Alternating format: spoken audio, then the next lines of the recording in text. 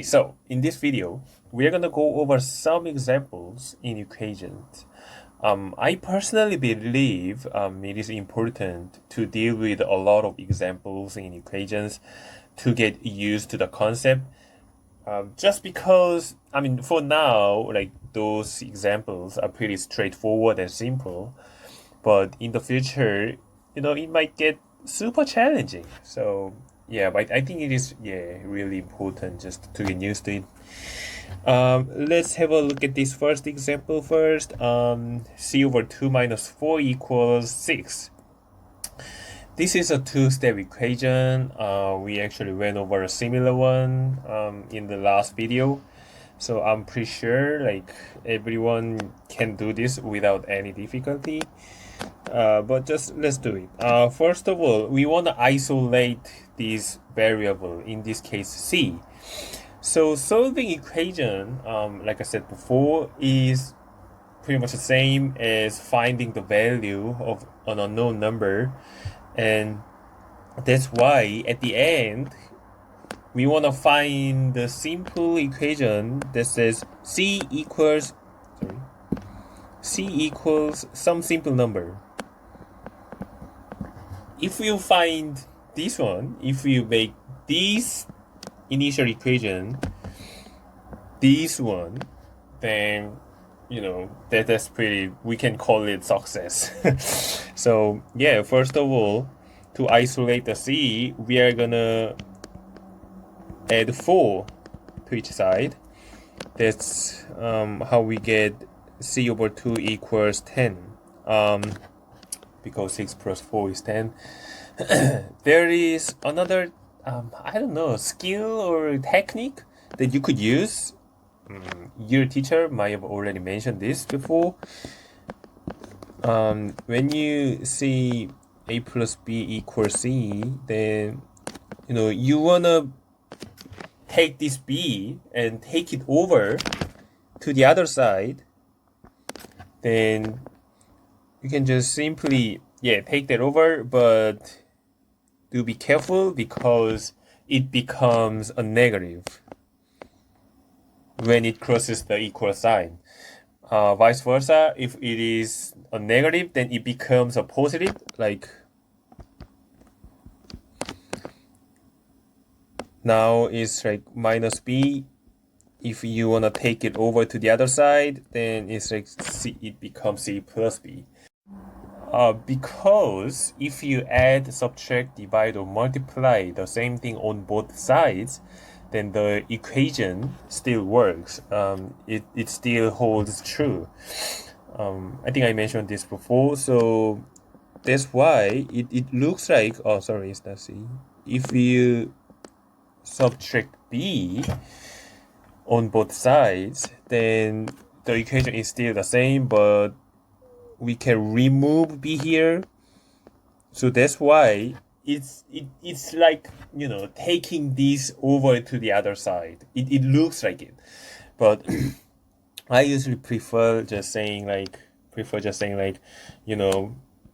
add 4 on both sides. But yeah, it really depends. It could be your teacher might say, oh, you can take this negative 4 over to the other side, then it becomes plus 4, and then like that's why you get 10 or something. Yeah, that perfectly makes sense. So yeah, anyway, that's how we get c equals 20. Multiply each side by 2. Yeah. Okay, let's move on to the next example. 3 bracket 2x plus 1 equals 12. I think there are two approaches that you could use to solve this equation. So I'm going to walk you through both of them. The first one is pretty straightforward, just multiplying out. Multiply this number 3 by each term inside the bracket. So we get 3 times 2x and 3 times 1. 3 times 2x plus 3 times 1 equals 12. This is 6x, and 3 times 1, this is just 3. That's how we get 6x plus 3 equals 12. Now this is just a two-step equation. So take 3 away from both sides. Then the equation becomes like 6x equals 9. So we are almost there. To remove these 6 here, we are going to divide both sides by 6. 6 and 9 over 6. And that's how we get x equals 9 over 6. Now we can simplify this fraction by dividing both the numerator and denominator by the same number, in this case 3, because the highest common factor of 9 and 6 is 3. So we are going to divide by 3. So that's how we get 3 over 2. Okay, another way to do this is way easier for this equation, just because 3 is a factor of 12. If we have a look at this form, like if we start with dividing both sides by 3, then you can see we can remove this 3 here, and on the right hand side we are left with 4. So the equation becomes way easier. This is just, a two-step equation, and so subtract 1 from both sides, then you get 2x equals 3. We don't even need to simplify the fraction. We get just 3 over 2. But this is a bit special. Yeah, it was way easier just to divide both sides by 3. Let's move on to the next example here. Hey, this example looks a bit horrible, compared to the other examples. But once you expand those like two brackets, then I don't know, it might look better. So let's do it. We are gonna expand it like we did before. So 4 times x plus 4 times 7 equals 6 times 2x plus 6. This is equal to 4x plus 28. This is equal to 12x plus 6. Okay, now what?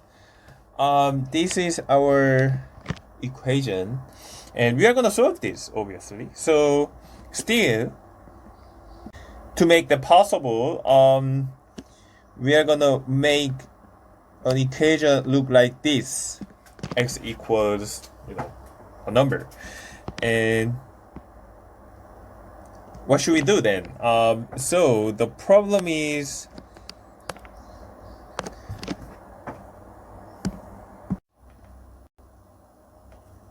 there is an x on both sides.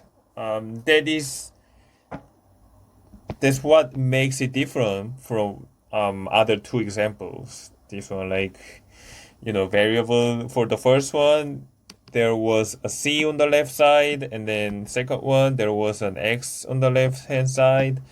This time, you have x on both sides. Yeah. So how do we do this? So what we want to do is make this look like the second one here. So when you look at the second example, there's an x on the left side. So that's how we get x equals 3 over 2 at the end. So we want this one. So I want to get rid of, x on the right hand side. Then this equation would be pretty much the same as the ones we did before. So I want to do subtraction. Take 12x away from both sides. Then this x on the right hand side will be cancelled. And now what we do is collect the like terms. Do you remember collect the like terms? We did this before, I think in the last video or something. Collect like terms in an expressions. Yeah, so this time we are gonna collect the like terms. These s and x, these are like terms. So we are gonna calculate 4 minus 12, which is negative 8x plus 28 equals 6. Now this is just a two-step equation. So take 28 away from both sides. Then you get 6 minus 28. Then you get, I think, minus 22, negative 22, I should say. Then now we can just divide both sides by negative 8. Then on the left hand side, we only have x, and right hand side 22 over 8. If we simplify, I think 2 is the highest common factor, and that's how we get 11 over 4.